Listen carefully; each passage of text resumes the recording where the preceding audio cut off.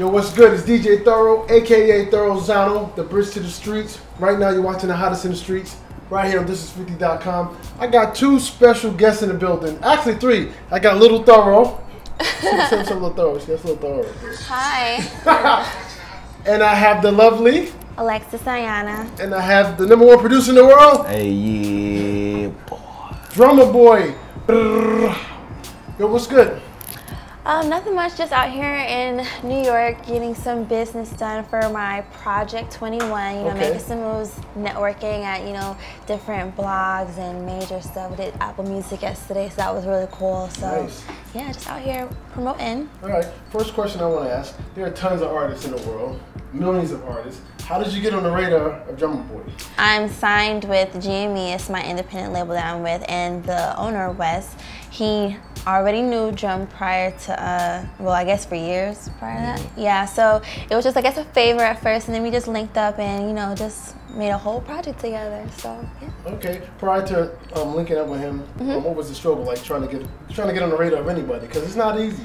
It's not, but I guess I've been very, you know, blessed, I guess, to say that I got with people that were already had connections and were already moving. So when I got into the fold of things, it was more of just, okay, I'm introduced this person and this person, and we're gonna, you know, get you performing here and here and here, and get it with. I had a single called Balenciaga. It's on my EP also on 21. It's as a bonus track, and it's Quanti Cash is featuring on it, and he was, you know, working with Jimmy as well, so that's how I got the feature with him. And then, you know, I just was working hard, performing all the time, like doing a bunch of showcases and everything in Atlanta.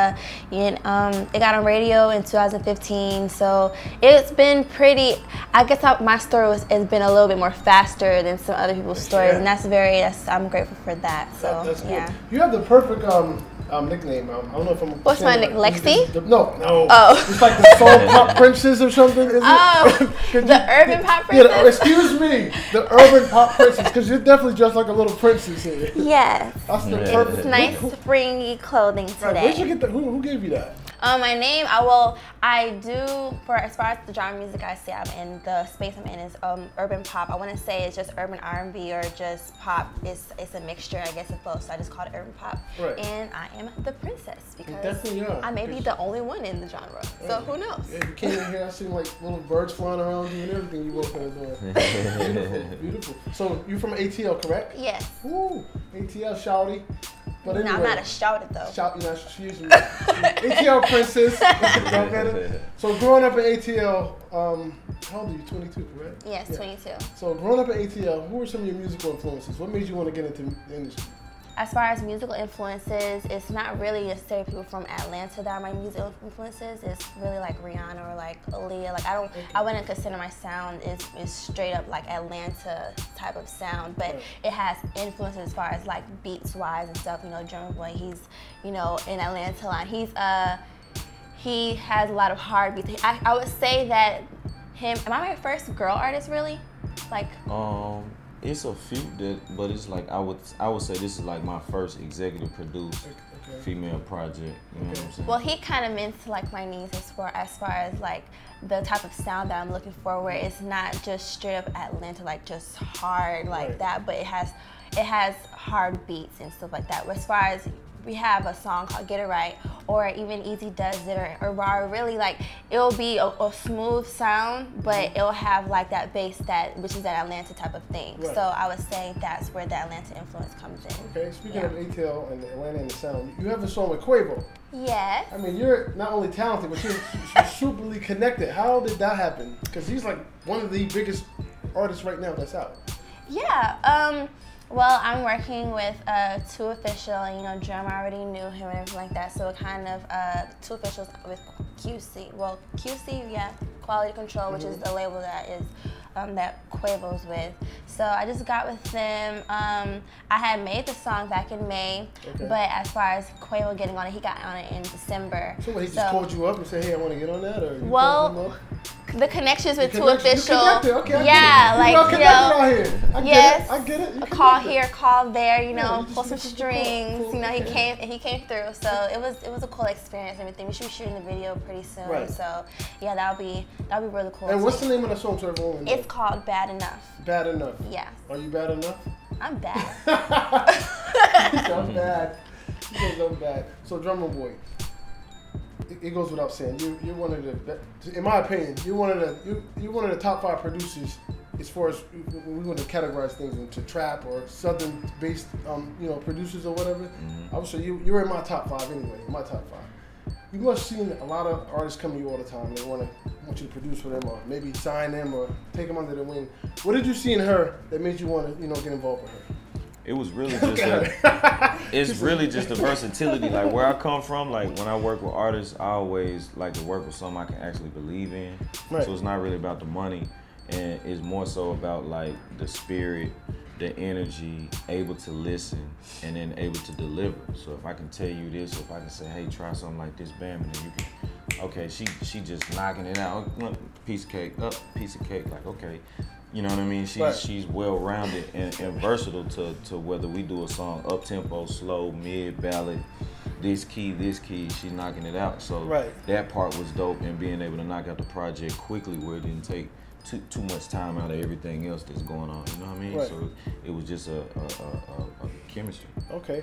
What's your process of dealing with an artist? Do they contact you or you contact them, the label? How does that work for you? It goes back and forth. Sometimes, a lot of times I might see guys out in the club, or I see guys in the barber shop, in the grocery store, at the gas station. It don't matter, wherever I bump up, take my number, bam, and they hit me, or I might text them, like, you know what I'm saying, what's good, I got the heat. They hit me back 2 months later, 6 months later.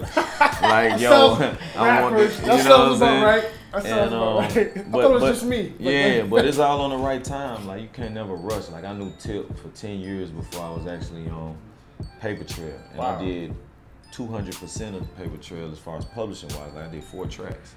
So this is his biggest album to date. And it's just a blessing, like, again, to be able to come and deliver. You know what I mean? A little mix of Quincy, a little mix of Dr. Dre, mix it in with a little puff. Right. You know what I'm saying? And we get the job done. Now I have a question for you. being that you're a big time producer, when you first started out, what made you want to get into production? Like, who did you look up to, or who influenced you? My older brother, Insane Wayne, EMG, Jazzy Faye, Carlos Brody, Slice T, Paragon, the legendary cats out of Memphis. You know what I mean? So, Memphis was like on the verge of a ATL at one particular time, just, you know what I'm saying? And it was just so much hatred in Memphis. So you seen like Jazzy go to Atlanta, you seen a lot of people just migrating to Atlanta, and it was just so many more projects to work on. Right. You know what I'm saying? And albums. So when I seen Jazzy, I'm like, damn, Jazzy went to Atlanta and made down at 10, 20 million, like, you know what I'm saying? Right. I'm in Memphis with a couple thousand, like, you know what I'm saying? Right. I remember going to Atlanta with $1,000. Put my $1,000 on the crib, and the rest is history, man. One of the first people I got my rent money from was Big Cat. Big Cat?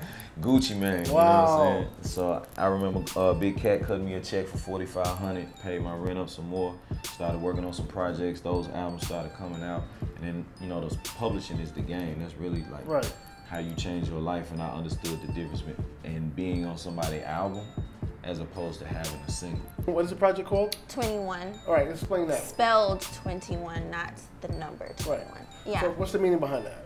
I was 21. Oh, you was 21 at the time. So I was 21. Yeah, I'm 22 now, but I was thinking, I was like, I should change it to 22 now, but no, I'm gonna keep it at 21. 21 has the ring to it.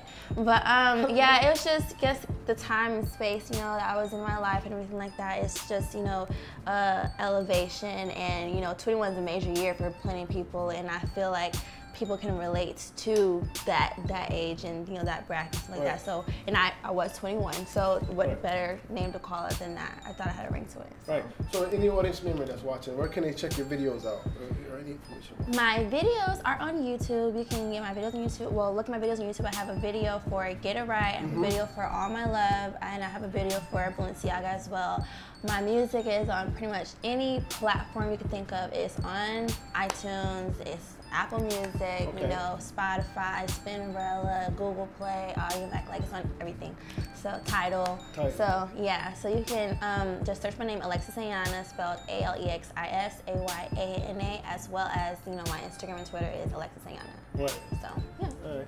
And Drumma Boy, I already know you probably got 50 million in the bank. I'm gonna help you get some more money here. If anybody wanna reach out to you to get production or book you, how can they get in contact with you? Instagram at Drumma Boy Fresh, Twitter at Drumma Boy Fresh. We got a website, drummaboy.com. Check out our clothing line, Fresh Family, spelled with a PH on the family. Okay. You know what I'm saying? And we just did a vodka deal too, so stay tuned for that. Right. All right, man. There it is, man. DJ Thorough. It's the Urban Pop Princess. I said that right? The Urban Pop Princess. Drumma Boy. This is 50.com. The hottest in the streets. Little Thorough. When you see us, one knee us. Let me pay respects. We out.